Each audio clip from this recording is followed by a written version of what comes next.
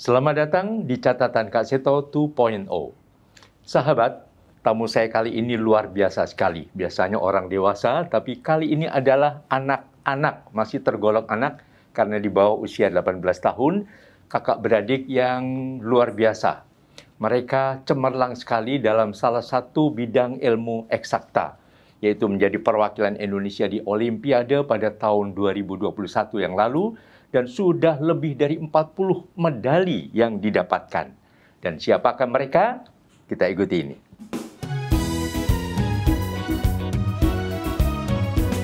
Devon dan Miska, merekalah jawara. Jawara apa? Ayo kita bertanya. Ternyata mereka jago matematika. Bagaimana caranya? Yuk kita dengarkan. Bagaimana belajarnya? Yuk kita dengarkan. Ya, baik. Devon dan Miska, apa kabar? Ya, kita sih baik-baik. Baik-baik ya. Sehat. Kalau Kak Seto apa kabar? Iya, tetap semangat, tetap gembira, apalagi gembira sekali karena kedatangan dua orang tamu yang luar biasa sekali ini ya. Terima kasih. Mungkin kalian bingung, belum kenal siapa saya ya. Saya generasi udah tahun 45 zaman dulu ya. Mungkin papa dan mama kenal atau mungkin opa dan oma, tak tahu juga ya. Saya memang sudah 52 tahun sekitar itu mengabdi di bidang pendidikan dan juga dunia anak-anak. Dan ya, mudah-mudahan akan terus mengabdi dan sekarang akan banyak belajar atau mengetahui mengenai potensi yang luar biasa dari Devon dan Miska ini. Tapi sebelumnya saya mau mengucapkan juga bangga karena kalian berdua telah mengharumkan nama bangsa dan negara, nama Indonesia melalui dunia pendidikan, khususnya di bidang matematika ini. Nah, salah satunya adalah Devon pernah mendapatkan diamond medal ya, dan Miska mendapatkan silver medal dari International World Mathematics International WMI 2021, dan ini memang sangat mengejutkan kita semua, terutama juga untuk teman-teman seusia kalian ini. Nah, saya mau tanya dulu, kalau Devon kelas berapa dan usia berapa sekarang? Umur saya 12 dan saya grade 7, jadi SMP 1. Oh, grade 7 ya. Kalau Miska? Kalau saya 13 tahun dan saya grade 8 ya. Grade 8 ya. 2. Luar biasa sekali. Dan kebanyakan mungkin orang berpikiran kalau matematika itu mengerikan atau menakutkan ya, karena dianggap pelajaran yang sulit. Apa yang sebetulnya membuat kalian ini senang matematika, dan apakah nilai pada waktu SD dulu matematikanya selalu bagus? Iya, kita berdua suka matematika karena memang matematika itu sangat menantang ya. Dan sebenarnya matematika itu juga fun dan juga sangat challenging gitu ya. Dengan kita belajar matematika, kita kan akan belajar logika ya, dan juga cara berpikir kreatif. Misalnya kalau kita mau cari cara untuk menyelesaikan soal-soal matematika. Dan juga salah satu alasan lagi yang saya selalu bilang adalah saya suka matematika karena it's black and white ya. Jadi matematika itu memang ilmu pasti. It's black or white, benar atau salah gitu. Jadi nggak ada ragu-ragu, nggak ada setengah-setengah gitu. Oke. Saya tadi selain itu juga merangsang kreativitas. Apa betul juga itu? Iya betul. Karena kan kita harus berpikir kreatif kan untuk mencari cara untuk menyelesaikan soal. Penyelesaiannya itu. Oh, jadi perlu ide-ide kreatif kita juga ya. Jadi bisa merangsang baik otak kiri maupun otak kanan sekaligus berarti ya. Betul. Dan sejak kapan kalian mengikuti Olimpiade Matematika dan Sains ini? Kalau mengikuti Olimpiade Matematika dan Sains ini sudah lama ya, sejak kita kelas 3 atau 4 SD. SD dulu? Iya, karena memang kita sudah suka matematika. Matematika and Science is our favorite subject ya in school. Jadi awal mulanya itu tuh dari dorongan dari guru-guru ya di sekolah. Mereka mendorong kita untuk mengikuti kompetisi antara kelas maupun kompetisi tingkat nasional ya. Dan jadinya kita akhirnya memberanikan diri untuk mengikuti kompetisi di tingkat internasional. Oke. Jadi ini juga peran guru juga sangat penting ya, kelihatannya untuk membuat anak senang matematika ya. Iya. Dan untuk mengikuti Olimpiade Matematika ini apa saja yang perlu dipersiapkan Mungkin ini juga akan dicatat oleh sahabat-sahabat yang mungkin seusia dari kalian semua ini. Ya, sebenarnya tidak ada ya cara khusus untuk persiapkan diri di Olimpiade Matematika gitu. Oke. Tetapi kalau untuk kami berdua, bisa kita do banyak kayak past papers ya. Jadi kita do sengaja soal-soal yang lebih susah, yang levelnya di atas kita. Iya, dan juga selain itu, I guess to be fast in math itu juga an advantage gitu ya. Jadi kita sering doing fast math atau kayak hitung cepat-cepat atau mengerjakan soal matematika dengan cepat.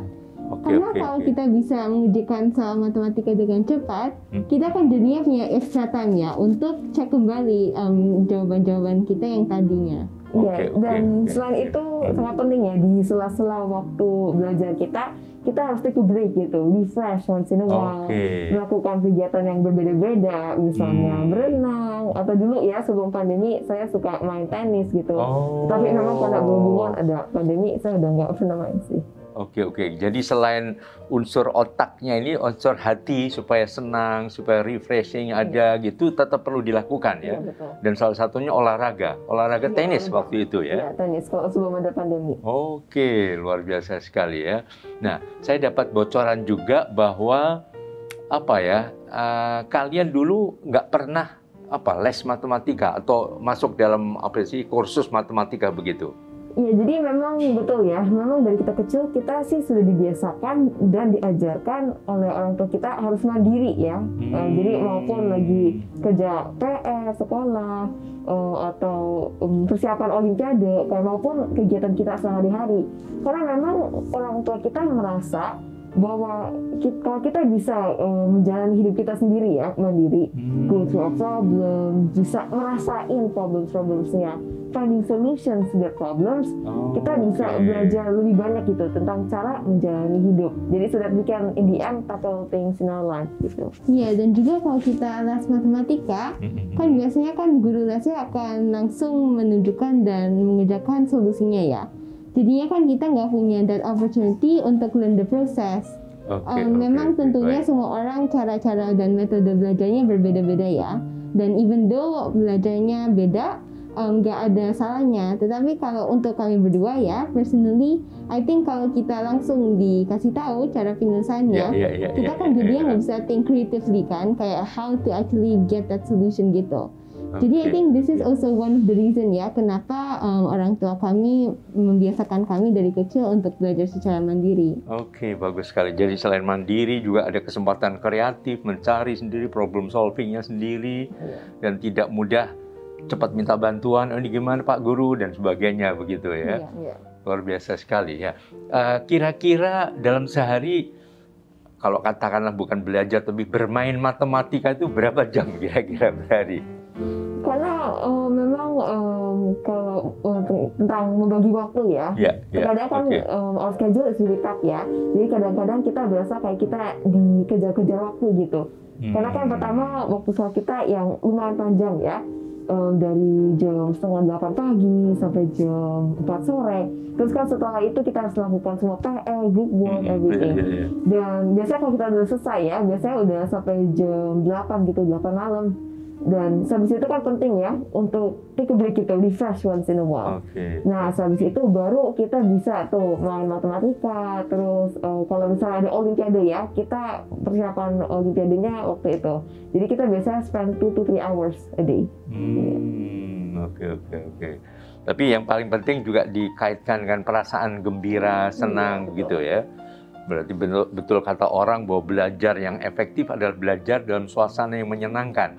Jangan stres, jangan penuh tekanan, disuruh begini, apalagi dihukum dan sebagainya ya. Nah, saya kira kunci utama di papa dan mama ya. Ya, saya salut sekali pada orang tua Miska dan Devon ya, bahwa bahkan saya pernah mendengar ini dari anak saya justru bahwa yang mengikuti Instagram dari mama, yaitu berapa tahun lalu ya, ramai diperbincangkan sebelum terkenal sebagai jagoan-jagoan matematika ini ya, bahwa mama itu juga sukses sebagai desainer cemerlang yang butiknya juga ada di mancanegara, di berbagai tempat, dengan brandnya kalau tidak salah Miska Aoki. Nah itu betul ya, dan telah bahkan digunakan oleh artis-artis Hollywood segala macam ya. Tapi juga salut bahwa Mama tidak memaksakan untuk menjadi desainer seperti Mama, tapi biarkanlah berkembang sesuai dengan minatnya masing-masing. Begitu ya, mungkin bisa diceritakan juga gimana? Terima kasih banyak ya. Iya, jadi kita both of us are very proud ya to be her children. Not only to see how successful she is, tapi juga untuk melihat bagaimana she actually reached the success. Jadi mama kita itu teach us banyak sekali ya tentang kayak value atau etika atau principle in life. Betul, jadi kayak harus punya determination, persistence. Bagaimana kita itu nggak bisa sukses kalau kita tidak kerja keras. Dan juga kita harus set a goal, dan juga kita harus stay committed to the goal untuk mencapai goal itu. Iya, dan juga orang tua kita memberikan kita kebebasan ya, kebebasan untuk memilih langkah yang kita mau ambil gitu, where we want to pursue our dream. Dan dengan kebebasan inilah that allow us to grow gitu, to grow as a person, bisa mencari potensi kita tuh seperti apa ya. Karena tanpa mencoba, tanpa mempunyai kebebasan, kita tidak akan bisa ketemu gitu, cari potensi kita tuh seperti apa. Betul ya. Kalau terlalu dipaksakan malah jadi robot-robot semua ya. Mungkin ini semacam apa yang sekarang populer dengan istilah merdeka belajar ya. Mungkin ya. Jadi kebebasan, ada semacam demokratisasi dalam pendidikan ya. Saya kira justru itu yang akan menumbuhkan potensi setiap anak dengan lebih gemilang lagi daripada kamu harus jadi ini, harus jadi ini, begitu. Betul sekali. Nah, menurut Miska dan Devon, pendidikan itu penting tidak bagi anak Indonesia? Ya, menurut kami berdua pendidikan itu sangat penting, sangat amat penting ya untuk anak-anak Indonesia. Karena waktu kita masih anak-anak, kita kan lagi di masa pertumbuhan kita kan. Jadi ini adalah masa yang kita kayak grow dan juga shape ourselves gitu. Jadi kalau kita lagi di sini, ini tuh pendidikan kita harus dapat yang baik ya.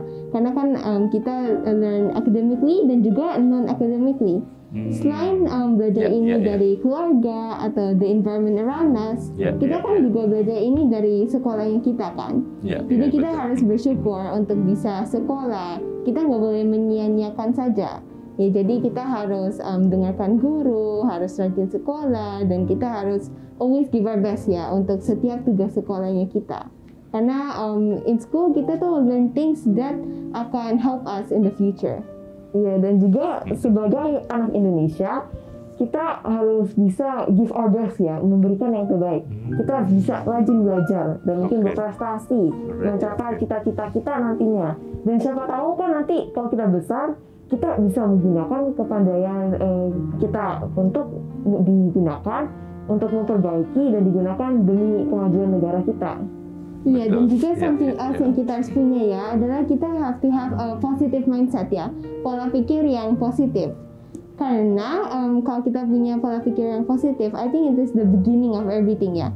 Jadi kita be able to spread positive vibes to others around us, dan kita bisa bikin negara ini negara yang pola pikirnya positif. Karena especially kita kan generasi muda ya, dan generasi muda in the future akan yang memegang peran penting for the growth of our country. Ya, luar biasa sekali. Saya kagum sekali ya. Saya seperti berbicara bukan dengan anak usia SMP, tapi dengan anggota DPR. Luar biasa. Tapi mungkin setuju nggak bahwa jadi dari apa yang tadi diuraikan, bahwa makna pendidikan itu bukan sekedar mengisi kepala anak dengan berbagai hafalan saja, tapi justru memunculkan potensi dari dalam gitu ya. Dan itu yang tampaknya dilakukan oleh papa dan mama, dan supaya ibarat bunga yang sedang mereka ini, sediakan tanah yang subur, yaitu yang suasana yang kondusif, yang ramah anak, tapi penuh stimulasi, berbagai rangsang-rangsang untuk perkembangan potensi masing-masing begitu ya. Luar biasa sekali ini. Nah, ini pertanyaan yang sering sekali saya tanyakan kepada para tamu yang hadir di podcast saya ini, yaitu satu saja, mengenai kekerasan terhadap anak. Pernah nggak mendapatkan suatu bentuk kekerasan dari papa dan mama, misalnya dibentak, atau dijewer, atau dipukul, dan sebagainya? Ya, jadi kalau untuk orang tua kita, mereka tidak menggunakan kekerasan ya. Walaupun mereka strict, tetapi mereka tidak memukul atau menggunakan kekerasan, itu tidak ya. Karena kita dari kecil kita diajarkan untuk selalu disiplin ya, dan kita ditekankan di sopan santun, tata krama, dan juga qualities dan values di diri kita sendiri. Ya, jadi misalnya kalau kita membuat kesalahan, orang tua kita akan tegur kita ya, tetapi secara baik-baiknya gitu. Mereka akan omong sama kita gitu, face to face.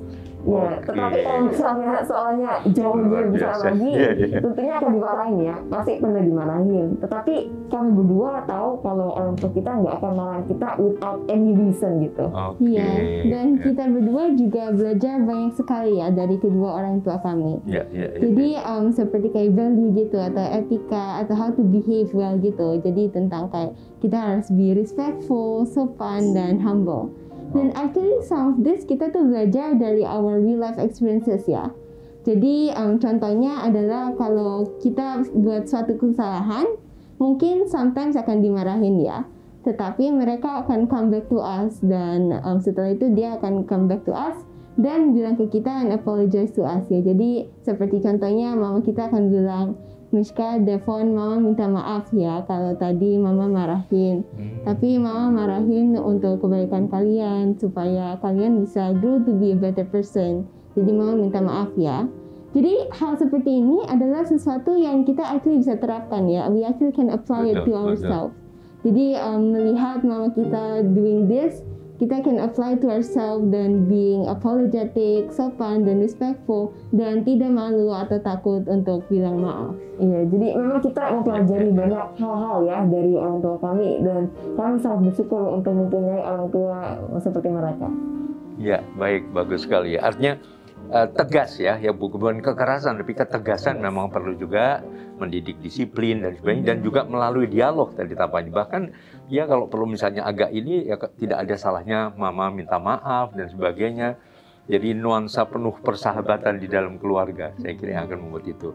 Dan juga tadi pentingnya nilai-nilai karakter ya, mengenai sopan santun, etika, estetika dan sebagainya. Saya kira luar biasa sekali. Nah, kita juga mengetahui memang sudah ada undang-undang perlindungan anak kan, bahwa memang kekerasan, penelantaran dan sebagainya memang tidak diizinkan ya. Bahkan ya anak-anak kalau mendapatkan tindak kekerasan, bahkan mungkin apakah itu di sekolah, apakah dari luar, itu perlu segera dilaporkan karena kita sudah komitmen pada perlindungan anak ini. Nah, sekarang saya mau ajak untuk bermain matematika ya, boleh ya? Nah, saya penasaran kalau mengikuti Olimpiade Matematika itu seperti apa, boleh nggak diajarkan saya diajarkan mengerjakan soal Olimpiade Matematika ini? Iya, boleh Kak Seto. Jadi ya? Hari ini kami berdua ingin sharing 2 soal ya untuk pemirsa. Jadi soal yang pertama itu bukan soal matematika Olimpiade ya, tetapi lebih kayak trik-trik untuk doing matematika itu lebih cepat ya. Yaitu triknya adalah menghitung cepat matematika perkalian 11. Oke. Jadi boleh kita explain di papan? Saya kasih soal, coba ya. Misalnya jadi perkalian di jumlah, misalnya begitu ya. Mungkin ditulis. Miska mau menulis di situ? Boleh saya? Boleh. Ya, silakan ya. Oke, sekarang ada soal begini. 43 kali 11 ditambah 23 kali 11 ditambah 15 kali 11. Berapa?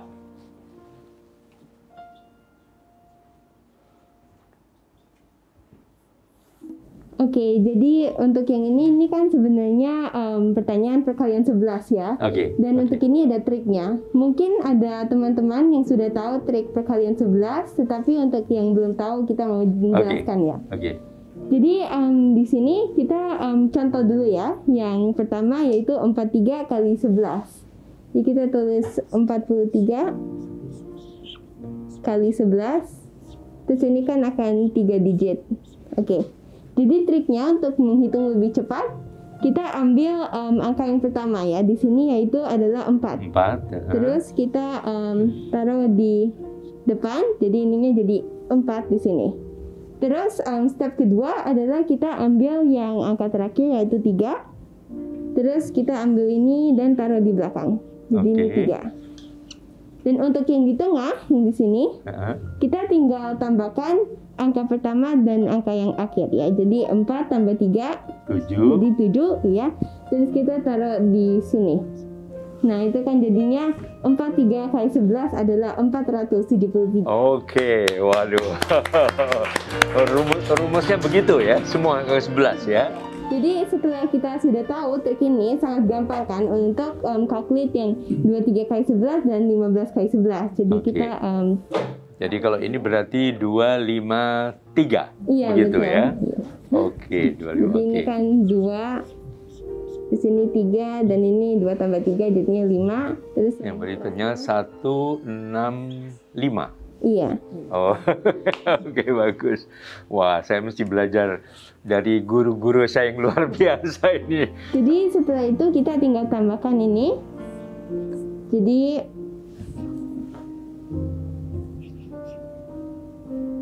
jadi 891 kan? Ya, Jadi ya. ini sebenarnya ada yang lebih cepat lagi ya. Oke. Jadi kalau kita kembali ke pertanyaannya, ini kan sebenarnya dikali 11, kali 11, dan kali 11. Ya. Jadi sebenarnya kita bisa combine dulu ya, menjumlahkan dulu 43 tambah 23 tambah 15. Jadinya seperti ini. 43 tambah 23 tambah 15 baru dikalikan 11. Jadi kalau ini kan lebih cepat ya.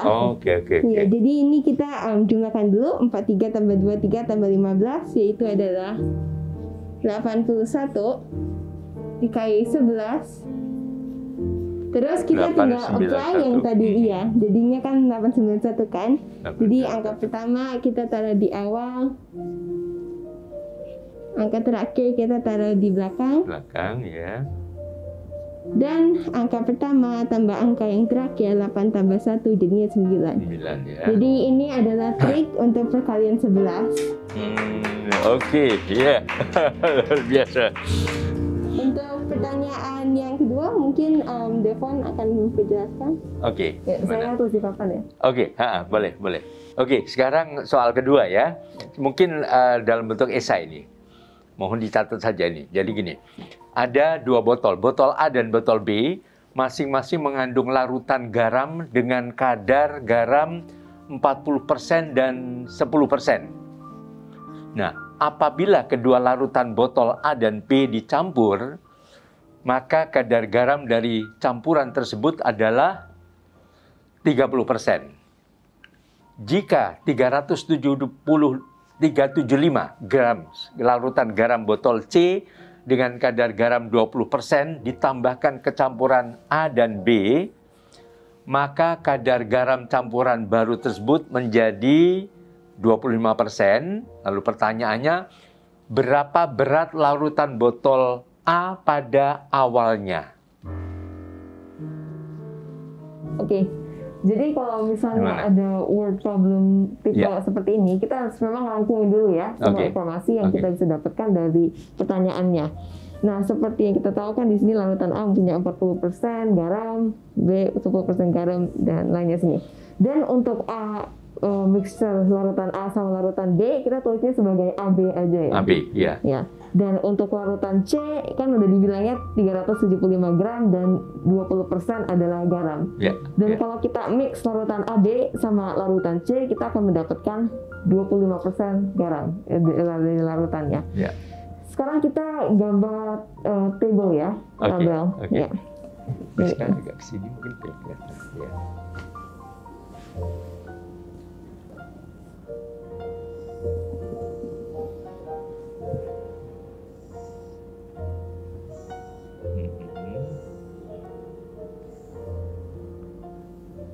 Oke, sekarang kita lihat kan sini. Ya, jadi kan kita di atas taruh larutan dulu ya. Jadi misalnya larutan A, B, C gitu ya. Sekarang di sini kita akan taruh ini garam. Dan satunya ada air ya. Nah, untuk larutan kan ada larutan A ya. Iya. Jadi di larutan A kan 40% garam. Jadi kalau di desimal kita kan bisa tulisnya sebagai 0,40 ya, 40%. Oke. Tapi jadi 0,4, tapi 0,4 dari A. Nah, kalau untuk air kita hanya perlu 1 dikurangi 0,4, karena 100% dikurangi 40% menjadi 60% ya. Iya. Dimana kita bisa tulisnya sebagai 0,6A. Nah, ini kita tinggal lakukan untuk selanjutnya ya. Jadi B mempunyai 0,1 B dan 0,9 B. Dan kalau untuk AB kan mempunyai 30% garam, jadi 0,30 AB atau 0,3 boleh juga. Dan untuk airnya kita bisa tulis sebagai 0,7 AB. Nah, sampai sini kan C. Kalau untuk C kan kita kan sudah dibilang ya beratnya, yang dibilang 300 sama dengan 375 ya. Nah, seperti kita lihat kan 20% dari sini kan adalah garam ya. Jadi 0,2 dari C. Tapi yang untuk dari C, untuk ini kita bisa langsung kerjakan ya. Karena kan kita udah tahu C sama dengan 375. Jadi kita hanya perlu kalikan 375 dengan 0,2. Di mana hasilnya adalah ya 75 ya. Nah, untuk satunya kan 0,8 C ya. Dan ini kan kita cuma perlu subtract ya, 375 dikurangi 75 menjadi 300 ya. Jadi kita bisa langsung ke sini menjadi 300. Nah, untuk yang terakhir kan AB tambah C ya. Nah, sekarang kita tulis sini AB tambah C. Ya, kalau untuk AB tambah C, kita bisa tulisnya segini ya. Kan AB tambah C menjadi 0,25 dari AB tambah C.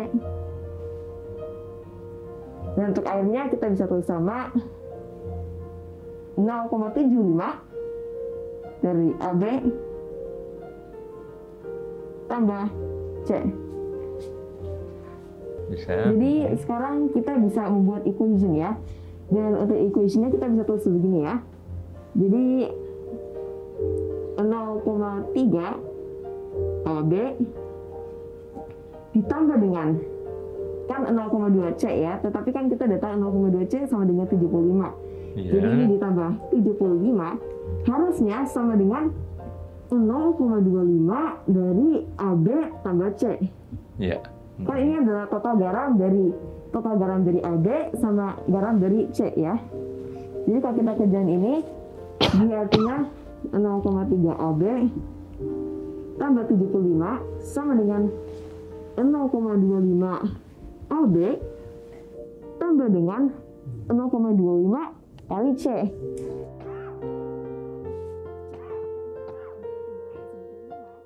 Artinya C di sini hasilnya adalah 93,75 ya. Jadi ini adalah hasilnya C kalau dikali 0,25. Nah, sekarang sehabis ini kan equation ya. Kita jadi tinggal bawa yang ini ke sisi satunya dan sebelah sini ke sisi satunya. 0,3 AB dikurangi dengan 0,25 AB. Mengapa kurang? Karena kalau kita di equation, kalau kita bawa positif ke sisi satunya menjadi negatif ya. Jadi ini sama dengan 93,75 dikurangi dengan 75. Sekarang ini gampang ya. Jadi 0,05 AB sama dengan 18,75. Untuk step terakhir kita tinggal bagi 18,75 dibagi dengan 0,05. Di mana hasilnya AB sekarang kita bisa temukan adalah 375. Nah, sekarang kita udah tahu ya AB itu berapa. Jadi sekarang kita taruh di tabelnya ya. Jadi AB kan sama dengan 375. Jadi artinya 0,3 dari AB adalah 112,5 ya. Dan kalau untuk 0,7 AB itu sama dengan 375 dikurangi 112,5, di mana hasilnya adalah 262,5 ya. Jadi ini adalah situ. Sekarang kita sama seperti sebelumnya, kita bisa bikin dua equation ya. Tapi sekarang untuk garam dan untuk air. Nah sekarang kita tulis dulu untuk garam. Kan kita bisa tulis untuk equation yang pertama 0,4A ditambah dengan 0,1B ini sama dengan ini 0,3 AB, di mana kita bisa tulis sebagai 112,5. Dan kalau untuk yang kedua kita bisa tulis sama seperti sebelumnya, tetapi ini 0,6A karena air ditambah dengan 0,9B, di mana hasilnya adalah 262,5 karena 0,7 AB adalah 0,9B tambah 0,6A ya. Nah sehabis ini sehabis ini biar paling gampang kita harus eliminasi B ya. Mengapa B? Karena kan yang kita mau cari tahu adalah A ya. Jadi kita perlu eliminasi B out of this persamaan ini ya, out of this equation. Jadi cara yang paling gampang adalah kaliin equation pertama dengan 9. Kenapa 9? Karena nanti kalau kita kaliin 0,1 dengan 9 kan menjadi 0,9 ya. 0,9 dikurangi dengan 0,9 kan menjadi 0. Jadi artinya kita udah eliminasi B out of this equation ya. Jadi sekarang kita tulis lagi, sekarang kita udah kali ya. 3,6A itu 0,4 kali 9 ditambah dengan 0,1 kali 9 menjadi 0,9B. Dan sama dengan 112,5 dikali 9 menjadi 1012,5. Nah, untuk equation kedua kita tidak perlu multiply anything ya, kita tidak perlu kaliin sama apapun ya.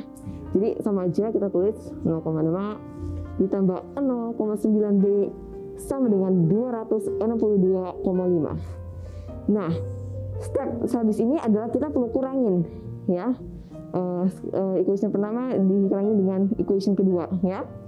Jadi 3,6A dikurangi 0,6A kan menjadi 3A ya. Tetapi sekarang kita bisa cross out ini kedua ini, 0,9B dikurangi 0,9B kan menjadi 0 ya. Jadi kita nggak perlu taruh B dimanapun karena udah tereliminasi ya. Jadi 3A ini sama dengan 1012,5 di subtract dengan 262,5, di mana hasilnya adalah 750. Nah, untuk step yang terakhir adalah kita perlu bagikan 750 dengan 3, di mana kita dapatkan 250. Jadi jawaban untuk pertanyaan ini, beratan larutan A adalah 250. Luar biasa. Waduh. Saya seperti mengikuti kuliah 1 semester nih. Bagus sekali ini. Penjelasannya cukup rinci dan akhirnya itu hasilnya ya, berat larutan awalnya tadi ya.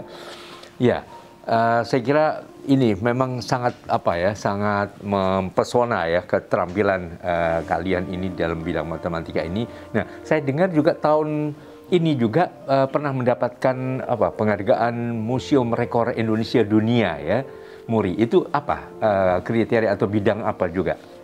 Kami sangat bersyukur ya bisa menerima rekor MURI ini. Jadi memang kami menerima rekor MURI ini atas prestasi kami dalam bidang Olimpiade Matematika dan Sains Internasional, dan juga dalam keberhasilan kami dalam menginspirasi dan memotivasi teman-teman Indonesia. Ya tentunya dengan mendapatkan penghargaan ini memberikan suatu titik akhir ya di perjuangan kita. Tetapi justru adalah sebuah pemicu agar kita terus berbagi pengalaman dan pengetahuan kami bagi seluruh anak-anak generasi muda Indonesia. Oke. Jadi bukan hanya untuk diri sendiri, tapi justru juga untuk memotivasi teman-teman lain. Bahkan kalau bisa juga bisa melebihi prestasi cemerlang dari Niska dan Devon ini ya. Ya. Lalu juga bulan Januari ini juga ada ini lagi ya, 4 medali lagi.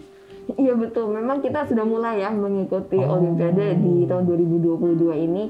Dan di Januari kami berdua sangat bersyukur untuk sudah bisa menang 4 medali. 4 medali lagi? Olimpiade Matematika. Oh, waduh, luar biasa sekali. Jadi kolektor medali.